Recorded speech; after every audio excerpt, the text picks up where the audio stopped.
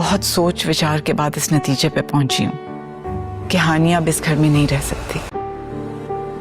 हानिया तुम्हारे अब्बू को बहुत मनाने की कोशिश की, लेकिन वो कायल नहीं हुए। मेरे होते हुए तुम इन हालात तक पहुंचे। काश मैं। ये मेरी लड़ाई है, मुझे ही लड़नी पड़ी। और अगर आपके भाई के मसले आपके लिए मायने नहीं रखते तो फिर क्या मायने रखते हैं? हानिया के घर वाले क्या करते हैं उसके साथ, मुझे इससे कोई गर्ज नहीं। अदनान, वो आपके भाई हैं।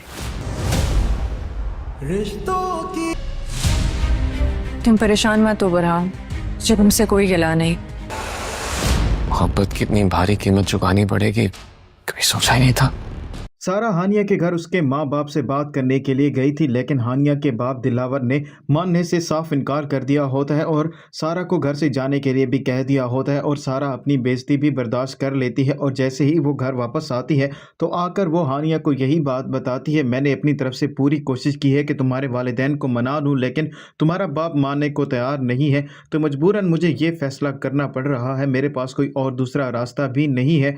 आज के बाद तुम इस घर में नहीं रहोगी। और हानिया और बुरहान जैसे ही ये बात सुनेंगे उनके पैरों तले से ज़मीन निकल जाएगी। तो हानिया सारा से यही बात करेगी, आप मुझे एक मौका दे दें, मैं खुद जाकर अपने वालिदैन से बात करती हूँ, अगर वो राज़ी हो गए तो ठीक, नहीं तो आप खुद मुझे इस घर से निकाल दीजिएगा। तो सारा हानिया से यही बात कहती है, तुम्हारे पास यही मौका है और अगर तुम्हारे माँ बाप राज़ी नहीं होते तो मुझे तुम्हें दोबारा ना कहना पड़े, तुम खुद ही ये घर छोड़कर चली जाना।